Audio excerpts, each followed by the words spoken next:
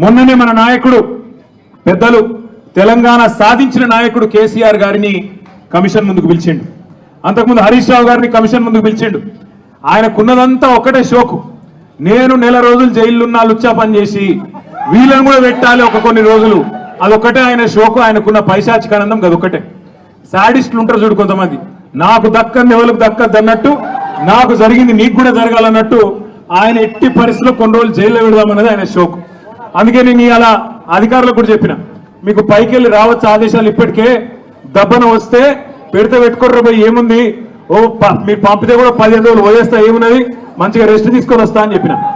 ఇప్పుడు కూడా మళ్ళీ చెప్తున్నా, తప్పు చేయలేదు, తలదించుకునే పని ఎంత మాత్రం చేయలేదు. తెలంగాణ ప్రతిష్టను పెంచే పని చేసినాం, తెలంగాణ ప్రతిష్టను ఆకాశం స్థాయికి తీసుకుపోయే పని చేసినాం తప్ప తప్పు చేయలేదు. అది కాళేశ్వరం ప్రాజెక్టు కావచ్చు, ఫార్ములా ఈ కావచ్చు,